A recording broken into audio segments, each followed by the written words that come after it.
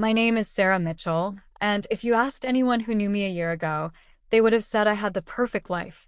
I lived in Denver, Colorado, with my husband Mark, who was a reliable man, and we had been married for nearly 10 years.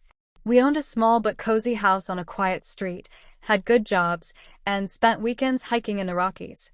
From the outside, it looked like a marriage others might envy. But what people didn't see were the cracks forming beneath the surface, cracks I made deeper through my own foolishness. It began at my workplace. I had been working as a project manager at a mid-sized marketing firm for 5 years, and for the most part, I liked my job. But as projects became more demanding and deadlines got tighter, I started working closely with a new coworker, Daniel. He was charismatic, funny, and had a way of making stressful days feel lighter. He wasn't better than Mark in any way, but he was different. And that difference felt refreshing at the time. Looking back, I realized it wasn't Daniel who drew me in as much as it was my own weakness. I was feeling restless in my marriage. Mark and I had fallen into routines. Wake up, go to work, come home, dinner, TV, bed. We barely talked about anything meaningful anymore. When Daniel laughed at my jokes, encouraged my ideas, or simply asked how I was holding up, it felt like someone finally saw me again. What started as small conversations over coffee breaks turned into daily lunches together. Then came late-night texts about work projects that slowly turned personal. Soon, I found myself sneaking around emotionally, even before I crossed the line further. And when I did, I justified it to myself with excuses. That Mark and I weren't connecting, that maybe I deserved to feel happy again. Those excuses would become the biggest regrets of my life. The fling with Daniel lasted only a few months. He never made promises about a future together, but I convinced myself he cared. I believed I was special to him. But one afternoon, as casually as if he were canceling a meeting, he told me it was over. "I just don't think this is working anymore," he said. "It's too complicated. You have your life, and I don't want to get in the middle of it." I sat frozen in that cafe, coffee untouched, while he walked out of my life without even glancing back. I had ruined my marriage, jeopardized my integrity, and for what? For someone who could walk away without hesitation. The guilt hit me harder than I ever imagined. I came home that evening and saw Mark sitting at the kitchen table, scrolling on his laptop. He looked so steady, so familiar, and suddenly I felt like a stranger in my own home. I wanted to confess, to pour out everything, but I couldn't. Fear tied my tongue. Instead, I carried the weight silently, hoping it would fade. But secrets have a way of surfacing. It was only a matter of weeks before Mark found out. He wasn't snooping, Mark never was that type, but I had left my phone unlocked, and a message from Daniel popped up. It wasn't romantic, just a leftover text about a presentation we had worked on. But the history was there, plain to see, in our thread of messages. Mark scrolled back far enough to understand. That night, when I came home, he was waiting for me. His face was pale, his jaw clenched. "How long?" he asked simply. My heart stopped. I tried to deny it, tried to soften it, but Mark wasn't a fool. Finally, the truth spilled out. The lunches, the texts, the moments I thought I was hiding so well. The silence that followed was unbearable. Mark didn't yell.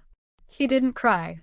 He just looked at me like he didn't recognize the woman standing in front of him.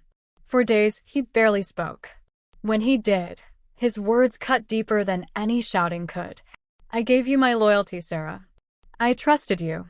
And you threw it away for, what? Someone from your office." I begged for forgiveness. I told him it was over, that I regretted it more than anything I had ever done. But Mark's pain wasn't something that could be smoothed over with apologies. The foundation of our marriage had cracked wide open. Weeks turned into months, and though Mark didn't leave immediately, something inside him shifted. He no longer reached for my hand when we walked. He no longer kissed me goodnight. It was as if I had become a roommate instead of a wife. He told me once, in a voice so low I almost didn't hear, "I don't know if I can ever love you the same way again." That sentence haunted me. Eventually, Mark said something I never expected. One evening, after another tense dinner, he put his fork down and looked me straight in the eye. "I don't want monogamy anymore," he said. "If our marriage is going to continue, it won't be the way it was." I don't believe in it anymore. Not after what you did. I sat there stunned. What do you mean? I asked. He shrugged, but there was bitterness in his tone. You didn't value exclusivity, so why should I? If we stay together, I won't promise to be only with you.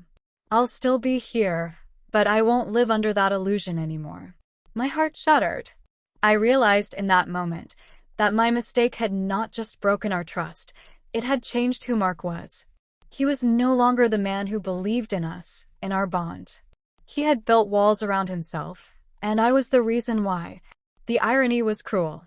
I had thrown everything away for someone who didn't care, only to lose the man who had always been there for me. And now, even though we shared the same roof, Mark and I were living worlds apart. I tried everything: marriage counseling, long letters pouring out my heart, even small acts of kindness to show him I still cared. Sometimes he softened, but most days he was distant. The love we once shared had become a shadow of itself. The lesson I learned was brutal but clear. Trust, once broken, is nearly impossible to rebuild. I had taken for granted the stability, loyalty, and love of a man who had stood by me for years, only to chase fleeting validation from someone who never intended to stay. Today, as I sit in our quiet house, I think about the life I once had. Mark and I still live together, but it's no longer the same marriage. Maybe someday he'll forgive me, maybe he won't. But I know one thing with certainty: choices have consequences, and I'll live with mine for the rest of my life. If you're reading this and you're tempted to step outside of your marriage because you feel unseen or unfulfilled, please learn from my mistakes. Talk to your spouse, seek help, fight for your relationship before you let temptation destroy it. Because once trust is broken, no matter how sorry you are, the person you love may never look at you the same way again. And that loss is a weight you'll carry forever.